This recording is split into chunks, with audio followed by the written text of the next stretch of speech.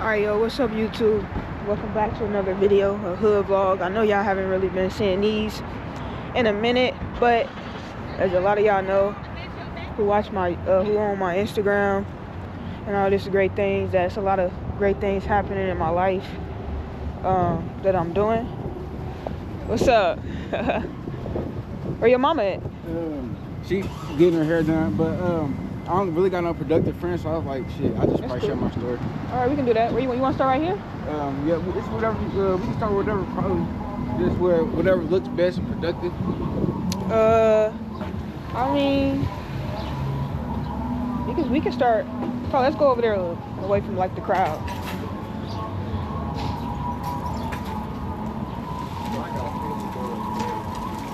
My name's Bryson. Bryce? Yeah, Bryson. My name, Nate Sean. Nice to meet you. Yeah, we can. I lived in here for probably about like 12, 14 years. Before they got burnt down. They was over here at first before they got burnt down. But this Kroger always been here since probably like the 19th. So you stayed in the apartments that was before these? Yeah, before these. Then they got burnt down. So we was living in the hotel. Then we moved back to here. And shoot, I was really growing up bad. But like, I'd say like I lived in this. I had a best friend that lived in this spot like next door to me for like 10 years. That was one of my best friend homies. He fell out, but like that was my homie. Yeah, like I'd probably say like at least. I grew up here since probably like 6, 7, but I'll say like before this, like one of my homies also over here too and stuff like that. But like I'll say like everything was good until before these got built up. It was cool. It's still cool over here now. I'll say it's better now because ain't nobody over here no more. It's like it's more kids. Kids can play. The Martin Luther King Memorial over here now, so it's like people used to play. But there's a swimming pool also over here that I used to go to. I used to get tutored at this spot. I got baby pictures over there. That was my tutoring spot. One of my old schools. Yeah, everything was really cool over here till like I say beef started going on, commotion, too much arguments, stuff like that. But everything's still covered. I say it's still, even though it's a bad environment, you feel me? I wouldn't want nobody else in a bad environment, but I say it's still, you still can live over here.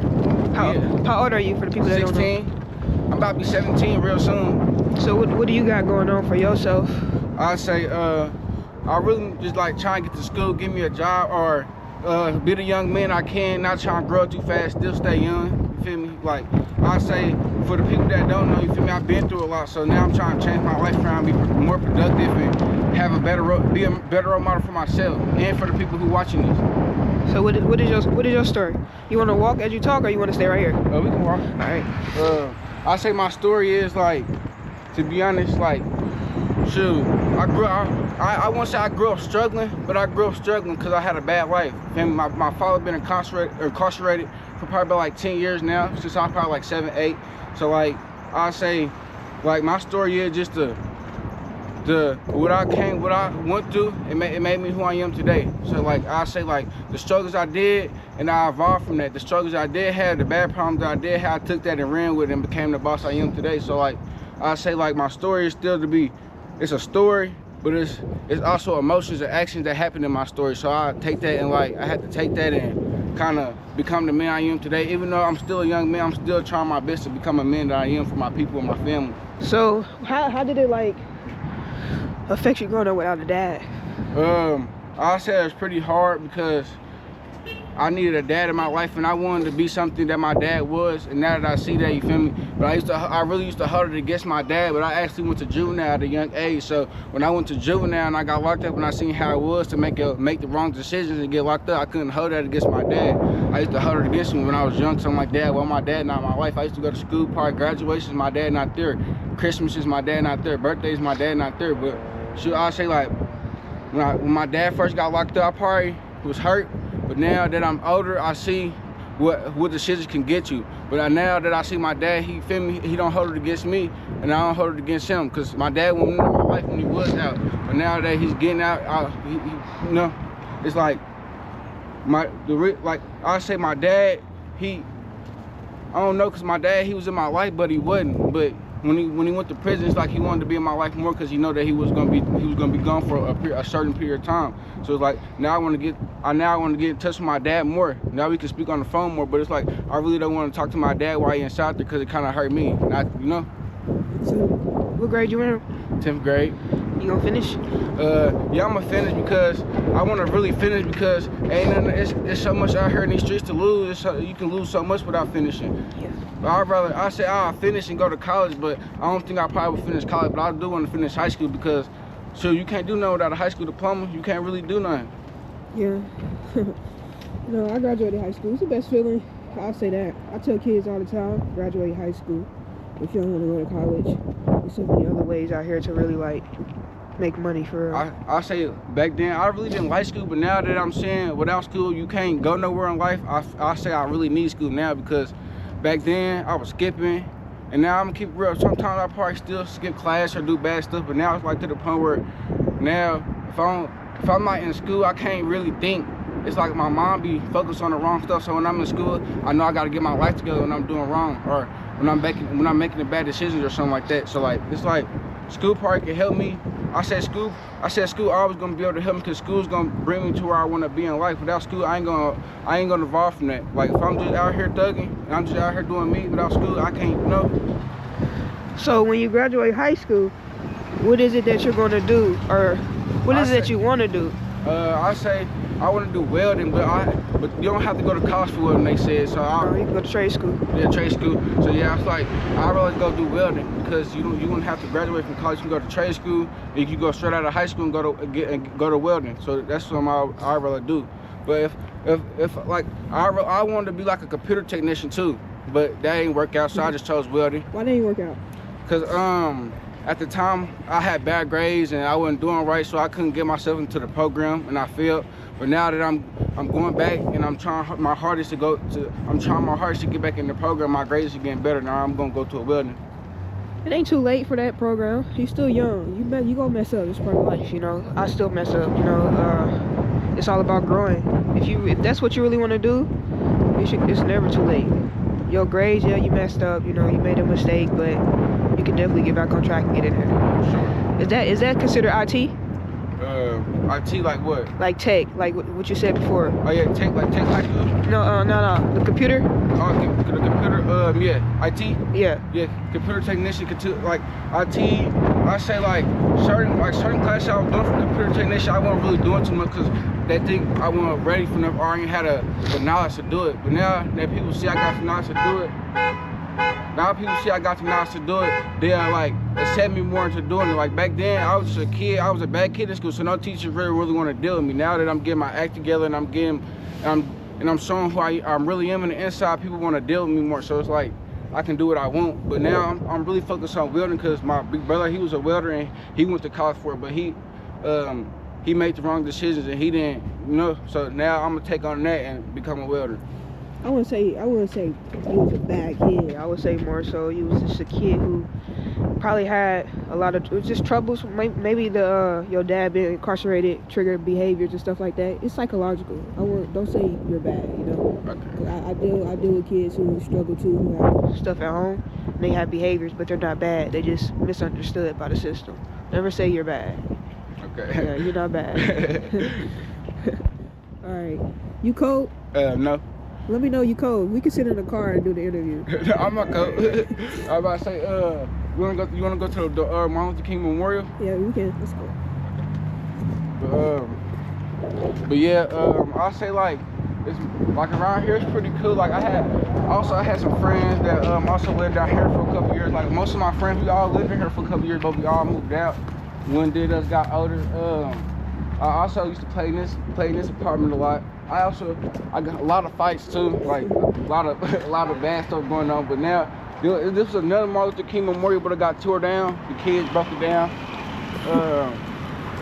So with these apartments right here, a lot of people don't know that these was actually like, would you label them projects before they knock them down? Yeah, they still a project now. But I say it got worse over here. But before they got knocked down, I say it was kind of better. But I was still young. I was probably about like 6, 7 when they got knocked down. So now I kind of grew up in these more, but I'm still from the original. But okay, what's the original called for the ones who don't know? The street, the name, and all that. 1600 BOK Crew Life, ACN. 1600 and what? 1600 Park. But I won't say it was 1600 Park because the old Crew Life was originally over there before they got burnt down. It was the old crew life, and they built them over here. So those are the apartments over there too? Yep, there was apartments over there, and that was over there, all over there too. Yeah, a lot of people don't know that these was before these. They was I knew they was apartments right here. They got knocked down though. Then these got right here. I said I was getting water over here too. I fought for dudes in here. It was crazy. I won't say I got jumped. As me being a man, I took what I had to do. I had fought 4 dudes at one time in here.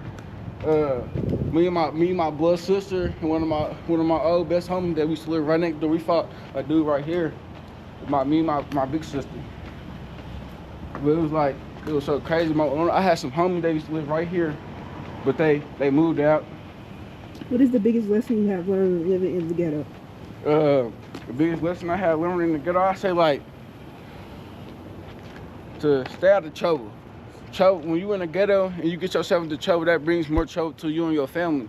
Like you doing the wrong decisions in the ghetto, or you being something that you're not supposed to be in the ghetto. You're making stupid decisions because you stupid consequences. What is something that you want to share to others? Like, how is it living in the ghetto for others that never lived in it or experienced living inside of? I say I say kind of like, say it again. So for the people on the outside that never experienced living in the ghetto or never been, how is it? What is something that you can share, like living in, like challenges, positive? It can be something negative, something positive of living in the ghetto. I say always keep your head high. Like even if you think you about to fail or you struggling, even in the ghetto, like if you got something going on with your parents, just keep your head high, don't fall, just keep pushing, because once you keep striving, and then at the end, the guy got the last laugh. So once you always strive, you're gonna get what you need. Like before, like even when I was struggling in the ghetto, I say like it was kind of fun, because like we could be us. Kids gonna be us. Like, you know, like even if you're struggling or you having something bad going on in your life, like you don't even gotta be struggling. You could just have beef, or you could just be living in the ghetto. Like you don't even gotta live in the ghetto. Like the ghetto life is not like how people really think it is. The ghetto life, I say, like, or living in a ghetto environment, it's like you can have. I know people who had money. Once some of my friends had money, they still live in the ghetto, but it was kind of like, it was still consequences going on, because people, they just don't, you know, but people don't want to be who they truly are. So like once you move to the ghetto, that changed your environment. Once you change your environment, you change who you is. So I say, like, for the people who never lived in the ghetto, don't go to the ghetto. But if you have lived in the ghetto, I say you want to strive to get out of the ghetto, because the ghetto's not where it's at no more. Like I wish I never lived in the ghetto. I wish I probably lived somewhere far, because I probably wouldn't even did the stuff I did or be the stuff I am now. Like, but if you would have lived somewhere else, then you probably wouldn't be who you are today, or you would never learn the lessons or help shape you who you are.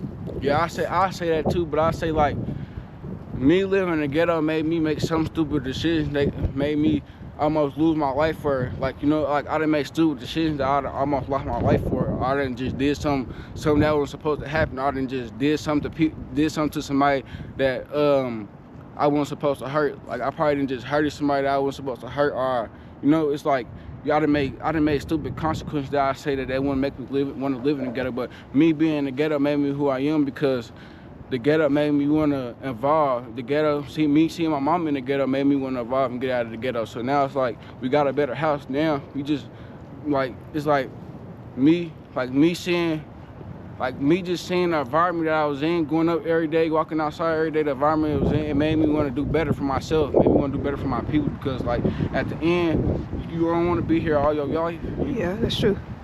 That's true. The mistakes that you're talking about, though, is like, if we never make mistakes or bump our heads, then how are we going to grow? So making choices that come as mistakes or whatever is part of life. Every human being did something that they should have never did or whatever, but it helped them grow. So take mistakes as a great lesson to shape who you are, for real. That's just me learning from my own life story and my mistakes. But like I say too, Martin Luther King, that's John F. Kennedy. Martin Luther King, he also spoke right here. He came. This was the. You said he spoke right here? Right here. It's some uplifting words right here, but. You said he spoke right here? Yeah, he spoke right here. This is the gun. They had another little gun. This is a Martin Luther King speech. That's crazy. Why this look? It's real. Yeah. And then, yeah, I think Robert F. Kennedy also spoke right here too, but I'm not for sure. But I know Dr. Kennedy spoke right here.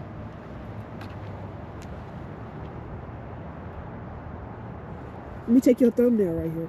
Okay. I think it's some words right there too. You wanna go over there? Yeah. Dang.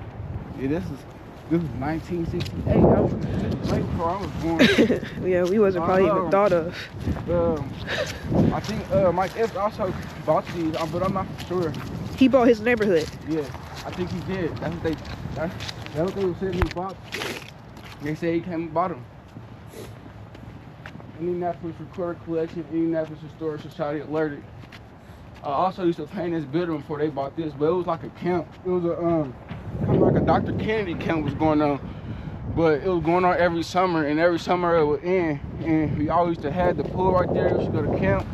I used to play this park. This is the Dr. Kennedy Park up here. These apartments I used to have also some period days over here too. And like I said, like this was my tutoring spot. You went to that school? No, I didn't go to that school, but I used to go inside that school because it was like basketball games for the kids and like food communities and stuff like that. We used to have like big communities of food for people up here and stuff like that for like the hood, because people used to come to our hood and get back. So it was like the neighborhood was kind of good, like until now, like 2023, 2024 got bad. What makes it? Why is it so bad now? I'll say like people got older. Once guns get involved, there's no coming back from the environment. So I say like that's what made it bad. Guns got involved, like danger got involved. Kids can't even come outside and really play no more because it's like. What in your opinion, what do you believe makes the ghetto the ghetto? How could it change?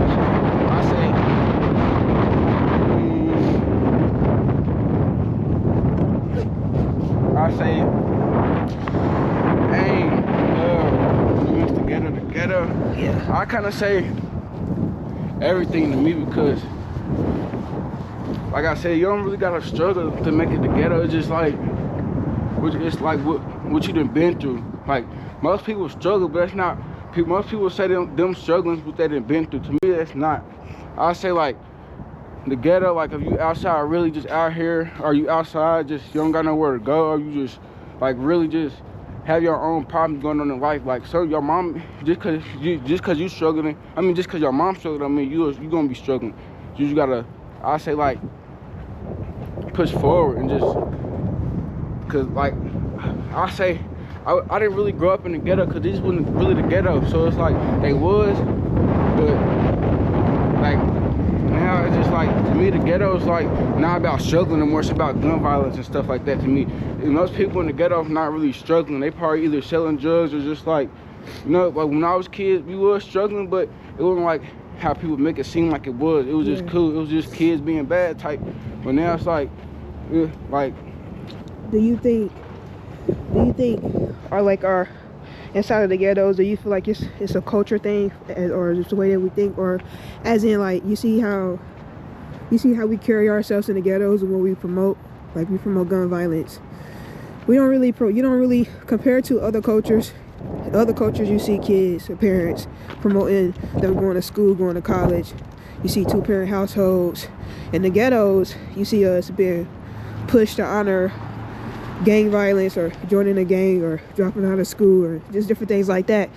Do you believe it's more of so our culture and us believing who we are? I say, you said do I feel like that's believing in our culture, that's who we are? Do you believe one of the problems is our culture off of who we believe we are as a people? I say yeah, because our culture is like structured. I won't say the whole culture is structured either of gun violence. I say the culture is either structured of like black activity. I say more black folks need to come together as a culture, because like and put like I say a lot of teams probably dying, you feel me? But I don't think it's just gun violence. That's what we need to come together and stop. I feel like it's everything, like promoting everything, drugs, like alcohol, the kids, like a better environment. I say that's what the culture need to come and start, like put a better environment out, start feeding the homeless more, like just stuff like that, like donating like to people who don't have it and who want it. Like, no, you don't gotta have it and want it, but like donating to the kids who don't got it, you feel me? Because some kids can't even put a pair of shoes on their back. So I say that's what the culture needs to come and do, and come together like black folks for kids, not even people, black folks, every color, like just come together like as a family and just stop everything. Like I say, like the culture getting strong, but I say the culture getting weak because there's still more gun violence going on by the day. But to me, I say the culture just needs to come together for the kids and make it a better like example, like really make an example for the kids. Because now the kids looking at this, the family, we don't want our black kids growing up like.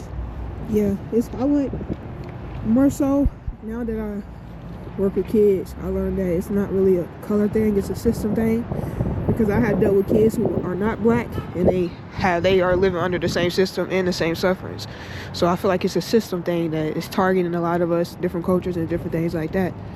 But for the outside people who don't know you, for the people who will judge you off of what you look like and where you come from, who are you? I'll say I'm a young man still trying to find myself. Like I'm trying to find myself, but it's like as me growing, as me getting older, I'm finding myself about a little bit of the day. But it's like it's hard to find yourself when you still trying to get your mindset together and still find who you are. It's like now I used to want to be something that I wasn't, but now I'm changing my life around because I see that there's nothing left out here. It's none positive out here no more. So it's like all I want is positive energy around me. So that's who I am. I'm a positive person. And I say I want to bring examples on. I want my kids to be like me. I don't want my kids not be like me, but I want my kids to have the mindset that I have now. Because back then the mindset I did have was something messed up, or it could have got me killed or hurt. So now it's like I'm just a positive person now. It's like I want to make a change, a better life, like for me. Because I know like without me changing, ain't no change gonna happen. Ain't nothing better gonna happen for me if I don't come with no positive energy or no positive change for myself. What do you want to see inside of the school systems that could help kids who are just like you?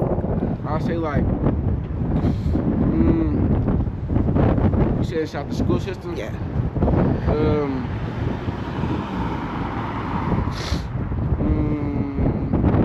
I'll say just to stay in class, like, or just to do like you don't even gotta try your hardest, just try your best, like not your hardest but try your best to get where you going. Because like every kid in the school system, like I said, they probably got something going on at home that they don't tell nobody at school, but they come to school every day and try their hardest. So what I say to the kid that got something going on at home in school and still going to school to do their best, that's 100% positive. That's what you need to do. Because you're at your home discipline, your school discipline is way different. Once you go to school, you gotta put on who you are, you gotta show out. So when you go to school, make sure you know, it's like I feel like most kids try their hardest in school because they got to. That's what they push forward to it because the stuff they got either going on at home or with the good knowledge that they already have or the good knowledge that people already put in their mind. So I feel like kids just like need to keep going or keep pushing or just keep going, stay on green, like don't never stop. That's what I feel like kids just need to do because like ain't nothing out here left. Like ain't nothing out here left for nobody. So it's like what do you think the people who are the adults who have the power, who sit in seats, what do you feel like they can do to bring what can they do for y'all? What can they bring inside of the schools? What do you feel like they can do to help y'all who like kids who are struggling like you, who come from hard backgrounds?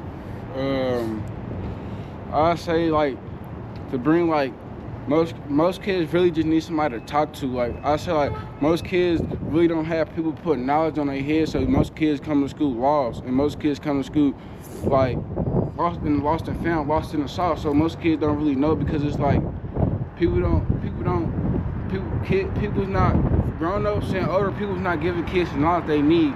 They probably send kids to school like messed up in the head. I don't know, but I feel like if you can bring something good to a kid, like bring it, because a kid gonna need it. Definitely, if they lost or you see a kid lost, just talk to them. Or, you know, I feel like most people should bring like just not therapy, because you don't need to. I don't want you to interrogate a kid, but just talk to a kid or see what's on their head, or just don't let up. Just like, because most kids don't never really have nobody in their life to really forward it to, or like feel like they can talk to, because most kids really don't want to let go of what's inside of them. So most kids just really need somebody to talk to or put some knowledge on their head, like me. So basically, more of a mentor. Yeah. What is some last things you would like to share? And say your social media if you want to share it. I got Facebook at Million Junior, but I don't got Instagram, because I feel like Instagram was like taking a big part of my life. My Instagram keep getting deleted, so I don't really got Instagram. But y'all can text me on Facebook, add me on there. But I'll say to some of the kids that's probably gonna see this, or to some of the grown-ups that's gonna see this, if you see kids lost, or they need help, or they need somebody to talk to them.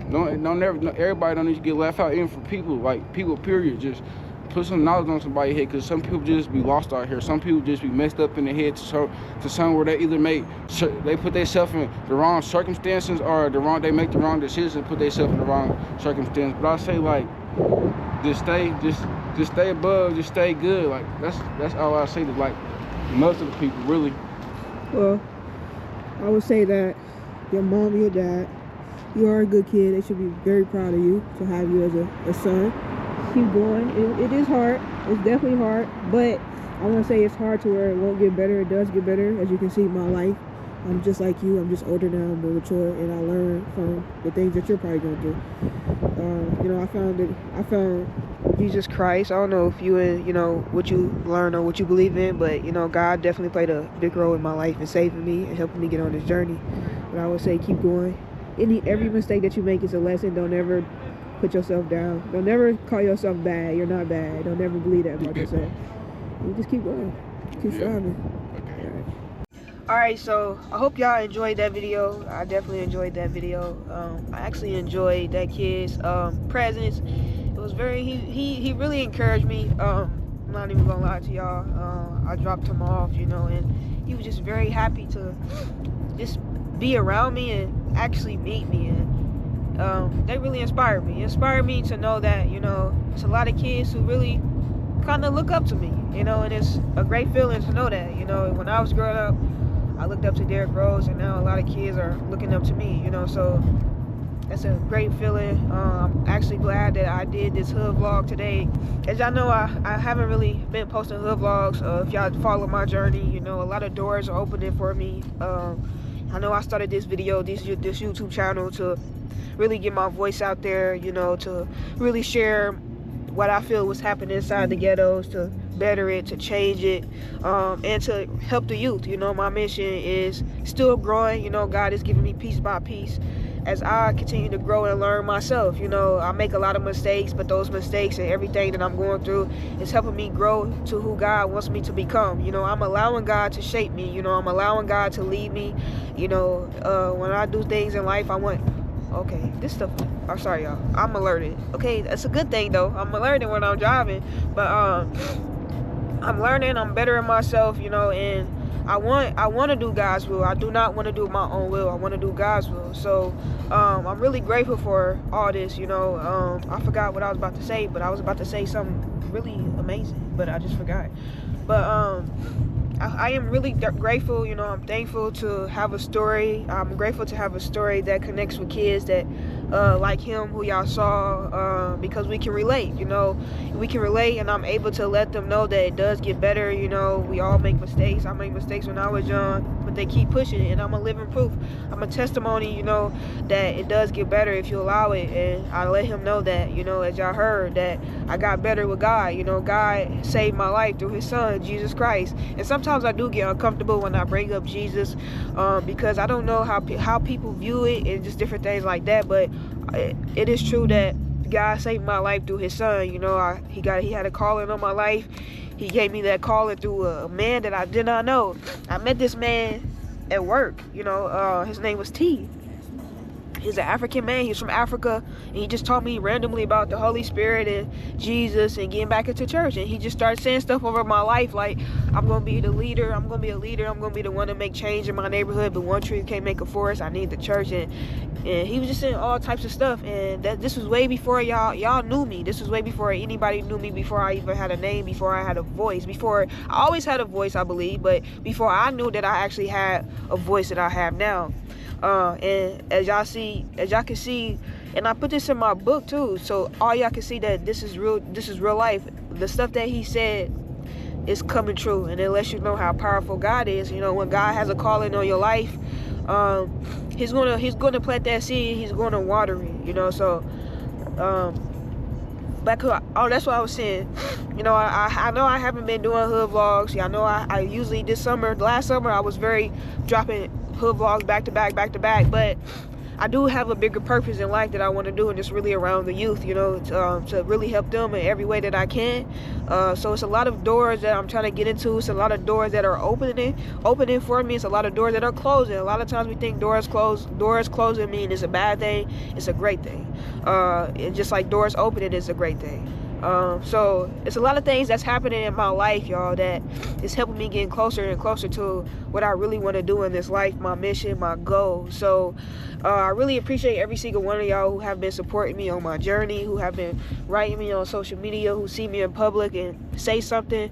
I really do appreciate y'all a lot for helping me. You know, I do not get here by myself. You can never do nothing by yourself, you know.